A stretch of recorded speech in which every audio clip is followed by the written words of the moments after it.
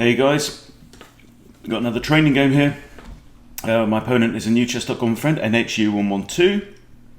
Is that Netherlands? Yeah. Okay, and I've got the black pieces. My opponent has started with d4. So I'm going to go ahead and play knight f6. So what I'm playing at the moment against this is the idea of the Benko gambit. Okay, but we have knight to f3 instead. This might still be a London. I would not be surprised if it's the London. Okay, so what am I going to do? I think it makes sense to occupy the centre, so let's go ahead with that. So my opponent's rated in the 600 to 700 range. It says he's been kind of oscillating around there and struggling to make much progress. Okay, one issue with this move is it blocks in the dark squared bishop. I think maybe bring out the dark squared bishop first and then play e3. Might make a little more sense, but you know, it's kind of solid. But it does make life a bit harder for this guy. Now, I want to make life harder for this guy as well. Okay, so I mean, a6 is an idea to stop him coming there. That means, but he's still got two squares, so what should we do? I could bring out my bishop and pin the knight. E5 is not really playable because he's got two attackers against that and no defenders. So how about just knight c6? General principle, knights before bishops, because knights are slower and take longer to get places. Okay.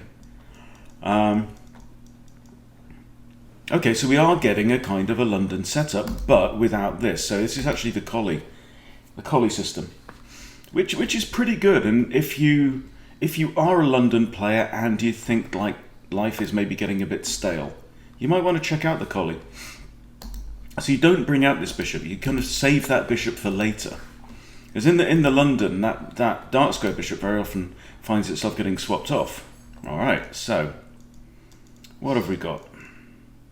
This knight is pinned against the queen. Okay, so all I'm doing now is I'm just going to tell the story of what do I see on the board. I feel like I want to, well, I've got one minor piece left to bring out, so it means I either have to move my e-pawn or my g-pawn. So e-pawn would be e6, and then my bishop has a couple of options. I think that's quite nice. The d6 is quite nice. The other alternative is this. Then I will be putting my bishop onto this diagonal, pointing that away. Okay. If he goes here, he's pointing that away. That's the difference. And I think my opponent is going to cancel that side. So I'm going to play e6 with the idea of putting my bishop there. So I've actually got almost a reverse London setup, or a reverse Jabava London setup. So the Jabava London is when you bring your queen's knight out to the third rank, or sixth rank if you're black, instead of normally in the boring old London you put it on d7 in front of the queen. And the idea is that this knight might have some fun down later on. It's a more kind of forward and aggressive position. Okay, so what we have now is a bishop kick. Now this does, in a way, weaken White's kingside because the pawn has vacated this square. It's no longer defending this one. Okay, so it's moved to here, so now it's attacking that one instead of that one. Okay, so I'm just going to drop my bishop back and see if he's got ideas of pushing again. Then my bishop will drop back to here, and then we've got a face-off of bishops.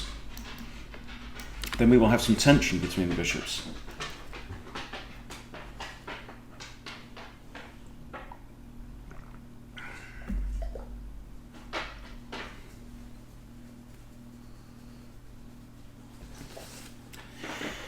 So, this is all okay. So he has castled. Now this pawn, you have to notice now, when it was here, it was defended by the king and a knight. It was defended twice, right? Which is kind of the ideal setup when the pawn is back there. Now the pawn is here, it's only defended once by a pawn. So if I was able to capture that pawn, the only way that White can recapture is with Gary the g-pawn, and that's going to leave the king open. Okay. What's more, this knight is still pinned, but this knight is quite well protected actually. Queen knight and pawn. So what do I want to do? I'm going to carry on with my plan. Bring my bishop out to d6. So yeah, we've got actually a quite symmetrical kind of setup now. One thing I might think about is dropping my bishop back to here at some point and ask the question of this guy. We get some tension there. And then if bishop takes, I can recapture with my h-pawn and open up a line for my king's rook. Another thought could be something like advancing my c-pawn to here, drop my bishop back, put my queen on d6 with the threat of that as soon as I take out that knight. Right? So I've got the threat of taking out that knight at any point now. Now it seems a bit convoluted, but this kind of improves my knight. You know, my knight might have prospects on that side of the board, as long as my king is safe. And sometimes in a situation like that, I might not even castle. So this is an idea that I play quite a lot in the French exchange variation as black. Eliminate the knight with the threat of an instant mate. Alrighty. Okay, so let's do that. Let's make a start on that. If this bishop comes in with check, is no trouble because I'll just play c6. Now my knight is threatening to come over here. However, I have to be very careful. Can't put it there now. Why? Because g4 would trap my bishop. We do not want that. So I might even drop my bishop back. So I need to make a note to myself. Don't put your knight there because you lose your bish, yeah? In fact, probably what would happen is if he did play that, I'd capture, takes, and I've eliminated 2 pawns right in front of his king. That wouldn't actually be too bad. That wouldn't be too bad at all. So I think I'll probably play c6 at some point. Let's play c6 now. So it looks like I'm responding to the move he's just played, right, with c4. But I'm not actually. What I'm actually doing is preparing this idea.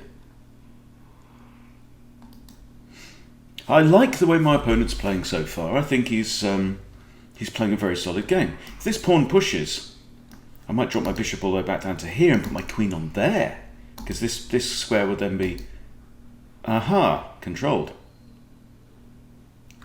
Now that's a big problem though. Okay, so what you have to do, if you've got the white pieces, let's go back a move and let's flip the board, right? So he's thinking, I know what I might do. Knight to e5, I know that's a good move in the London, but before you do that, you have to look, what changes if this knight moves? Ah, there's a bishop looking at my queen, right? So that's a bad move. Okay, so I think I'm going to give him a reprieve. I'll send him a note. Okay. Now what I'm going to do here is I'm actually going to retreat my bishop instead of capturing the queen, for the sake of a good game.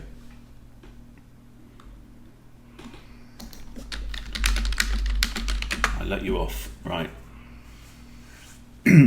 So is that a thing that you do in your game? So I mean, I was just in the middle of saying that my opponent's actually playing a pretty solid game, and then he goes and blunders a queen. And if you blunder your queen, you normally lose the game, quite rightly. Okay, but I've let him off. So this is a good square for the knight. It's defended by a pawn, and currently it's attacked only by a piece. Okay, so he's retreated his bishop.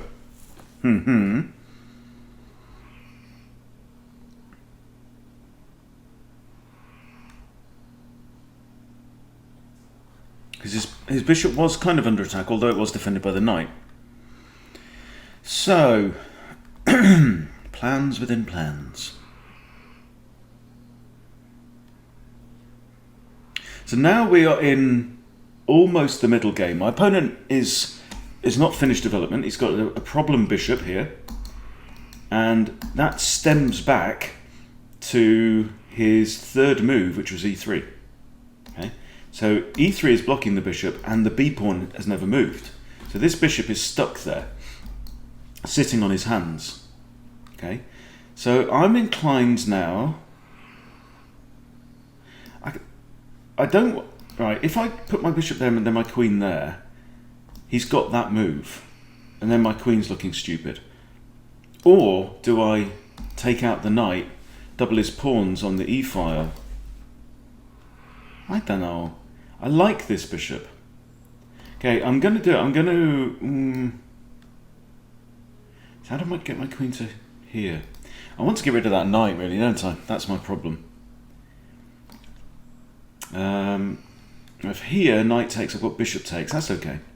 I don't really want to take with this pawn and open up the middle of the board. Don't want to do that.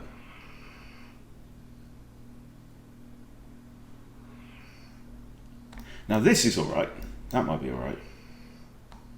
Because I'm still kind of solid here. I've got this nice light squared triangle. So if he takes, I'm going to recapture with the bishop. Now my bishop's now looking at g2. Sensitive area. But my real idea here is I want to be able to play f6, chase away the knight. Oh. Okay, so he's decided not to trade, but he's replaced his defensive knight. That's kind of a good move. I like that. I approve. Okay, so I'm going to play f6 now. Now he might decide to capture my light square bishop. That's fine, because my light square bishop is not my strongest piece right now. This would definitely strengthen my rook, yeah?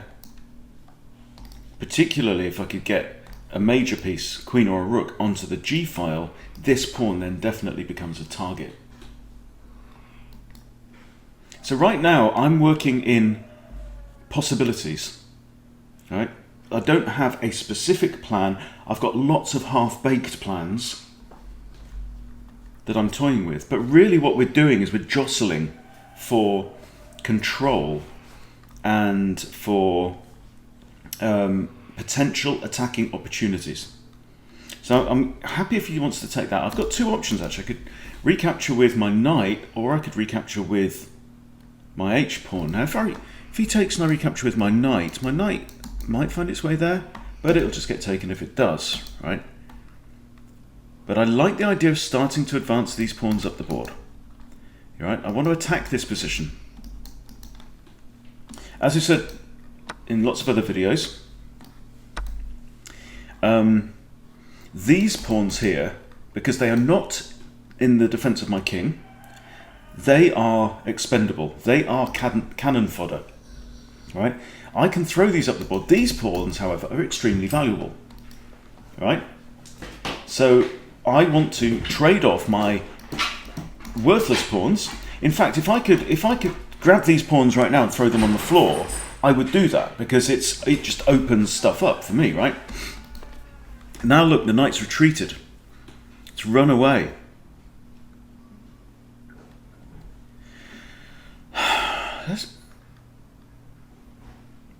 Part of me is considering just taking. And if bishop takes or queen takes, all his pieces are like on the wrong side of the board. I don't really know why. Why did you retreat that piece? Now that's an important piece. It's guarding this square for one thing. Look at my bishop. My bishop's looking at that square. My queen could look at that square. I would not have moved that knight. Right, what I would be thinking about at this point is, which are my worst pieces? I'm going to sneeze.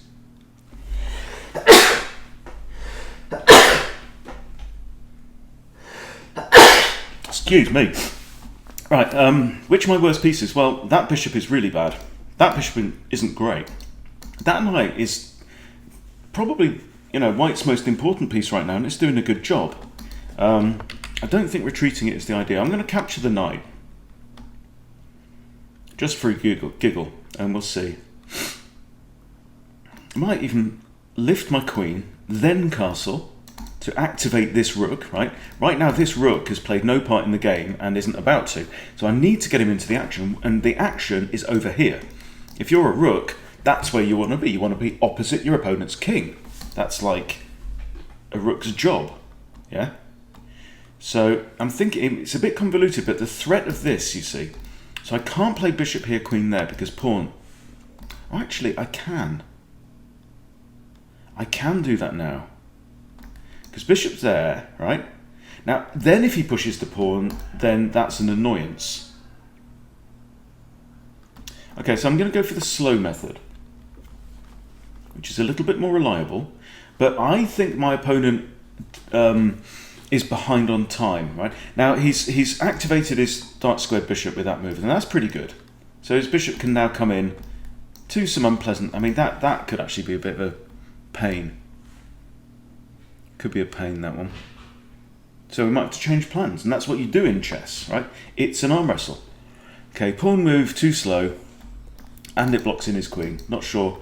I mean, he's defending against that, but that's not my idea. This is my first idea.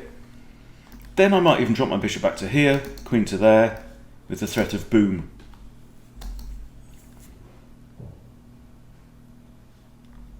If pawn takes, I might take with the knight.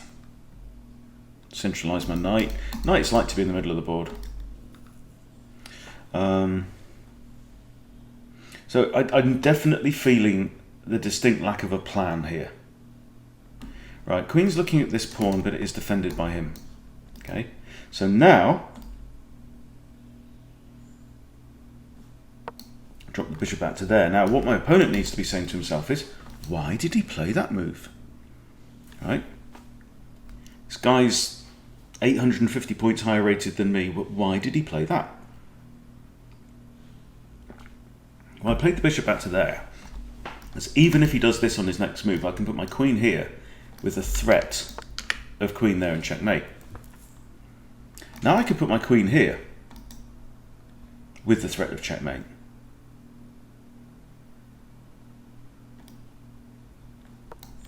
And he might be tempted to go, I'm going to attack your queen, right? Which is why I moved her here, not here. Now what he needs to be saying is, checklist, the first two rules of Check Club is, are my king safe, and are my king? Is my king safe? And is my king safe? The first two rules are, is my king safe? So that's what he needs to be thinking about. And look, he's got rid of his knight. His knight was guarding that square. So he shouldn't have moved that knight. What you have to do is you have to take a stock take of your pieces and say, which of my pieces are doing a good job right now? Which of my pieces are not doing a good job right now? And improve your bad pieces. Don't demote your other ones. Okay, so good game. So what I'm going to do now is I'm going to go back and let's see why white lost. Okay, so d4, knight f6, knight's out, symmetrical position, and the queen's pawn opening. Now, slowish here. I would say bringing out your other knight would make more sense, and because he ends up with a problem with this bishop. So let's keep an eye on that bishop as the game progresses, okay? Yeah. Yeah. So he said in the chat, I was so focused on where your king was. Yeah, so I'll just say the first two rules of Chess Club. Is my king safe? Right. Okay, now. So one issue is this bishop. And yeah, he's defended that pawn, but he didn't have to defend the pawn, right? Because this pawn's already defended once, twice. Now he's defended it 3 times. Okay, so knight out. I'm not doing anything in particular here. I want control of the board. My knights are now looking at all 4 central squares, which is great. Okay, bishop out. Good move. Right, so I'm thinking London system if he advances that pawn, knight to here. Maybe. So I bring out my bishop, pin his knight, and that's not a winning strategy.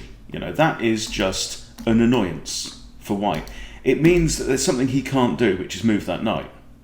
I mean, he might not want to move the knight, right? But it's just something he has to think about, and it means that there are squares that are currently controlled by that knight that maybe you might argue are not controlled. So, you know, could I, for example,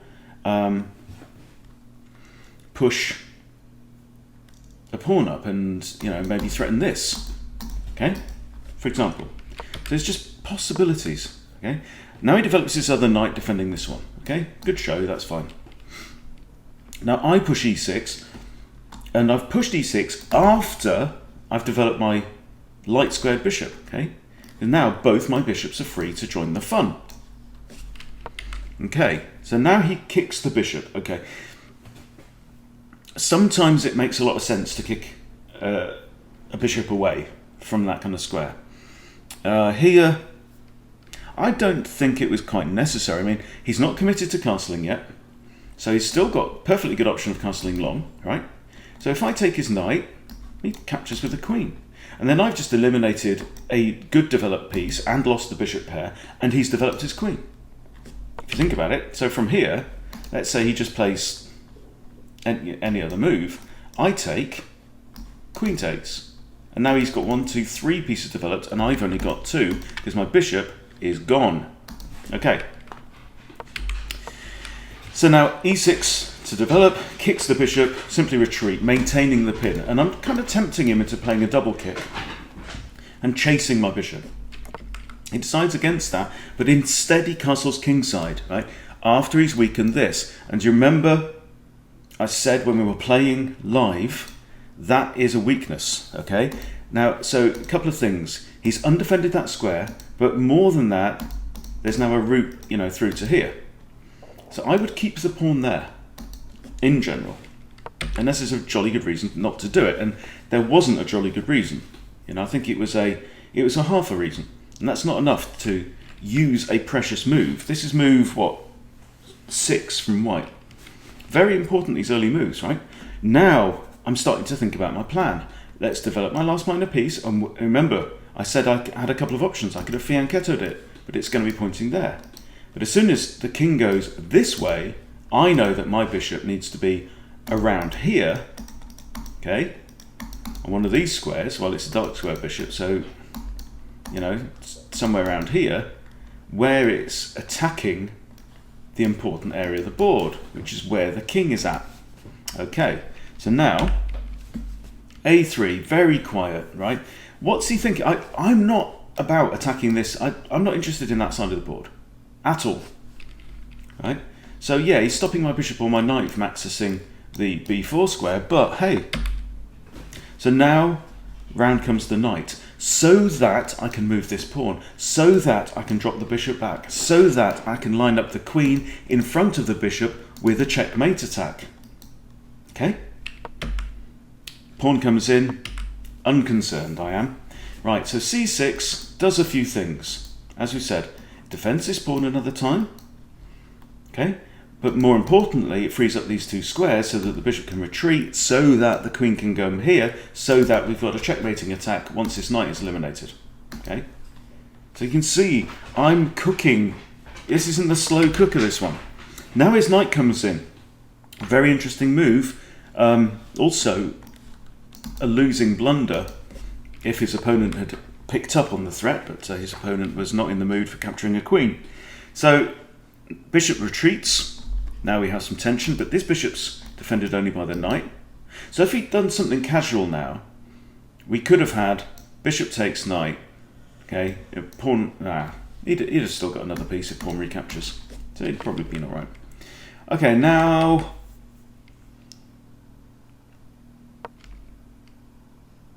don't know about this one. A better move, say queen e2. Defend the bishop again, right? Gets the queen off the back rank, which is a good thing. So he's one step closer to connecting his rooks, yeah? And he also needs to get this bishop into the game. So he needs to be thinking, how am I going to get my bishop involved? Maybe pushing these pawns up, right? Get my bishop here, something like that, I don't know. Okay, anyway, bishop drops back. Now I throw my knight up the board. Maybe looking to trade off with that one. Because I don't know why he's... Oh no, this isn't. He hasn't retreated the knight, but I'm looking to trade off. Now his knight comes here. Now I kick that knight. Now he trades it for my bishop, and I decide to capture with the rook. With the rook's pawn. Why do I do that? It's possibilities. I'm creating possibilities, right? Possible even option of capturing that pawn with a rook at some point, but we'll see. Knight now retreats. That was a bad move. That was a bad choice, I think. Because look now, what's he got around his king? He's got nothing. He's got 2.5 pawns because the H pawn is weakened, right? Everything else is on the queen side of the board. Okay, so I now trade off knights. I think that knight there is expendable, right? And I've removed his knight. Now this bishop is still fairly bad. This bishop's still fairly bad. And now it's time to start to execute my plan. I've spent several moves, right? I've chosen moves that can assist this plan. Right? I haven't only been one-track minded, okay, but I've been developing this idea as we've gone along. My biggest concern is actually this move here. Right? But now another quiet move, b3. Right? He's really not focusing on the real danger. He hasn't picked up on the real danger, which is, fine. So I castle. Now I just in case this plan doesn't work, I want other plans. I might need one in my pocket, right? Might think about throwing my pawns up the board. Might think about rook d to g8, line it up with the king. Right? Get both my rooks lined up on the king side. Queen here, yeah, it's an understandable move. It's little on the quiet side, but the real problem is that he missed the importance of this. Okay, you have to say, why did my opponent make that move, right? And then don't proceed until you've got at least one viable answer for that question. What on earth is he thinking, right? Is he just worried about this? Now, a stronger player generally will think, they won't think, oh, I need to move my bishop in case it's attacked. They'll think, if my opponent pushes that, I'll move my bishop. You see the difference, right? You don't waste a move. You wait until the threat is a real threat and then respond to it. You don't react to something before it's happened, okay? And unless the threat is very significant. So drop the bishop back, and he should have said, why? What's the point of that? And then he moves his bishop here, and then I move my queen there. And these two moves together, right, should have, it's red flag time. All the sirens should be going off. Oh, my king. Right? Now, what can he do here? Not much. I think the only move here is g3. And if g3, guess what? Rook takes h3, rook d to h8, right? And it's welcome to the world of pain. Okay? I think that was forced. But he plays a nothing move, and boom, loses the game. Right, let's very quickly look at the game review. I'm just interested to see, what did I miss from that? What other options there are. So you can see this is actually a very, very tight game. Looks like I missed a win in the middle. And then at the end, obviously, blunder, but pretty close. Okay, so Colle System. Then we're out of book. Knight c3 is excellent. Best move was... Oh, yeah, I know, but it's symmetrical, in it. Yeah. And also, it would block in my light square bishop. Okay, bishop there is good. Good. So we're all playing really good chess. And, this is what I'm saying during the game. All really good stuff. Back. Castles is good. Bishop out is excellent. That's a good move. Oh yeah, of course, the blunder. Okay, so this is the blunder, and now that's a missed win, obviously, but we noticed that at the time. But look at this; it's all still really tight, yeah, all still really tight. But the difference is, my opponent's position isn't awful, but the difference is that I don't think he's got a plan at this point in time. He's advanced his knight. Now I kick his knight away. Best move, good. Takes best, right?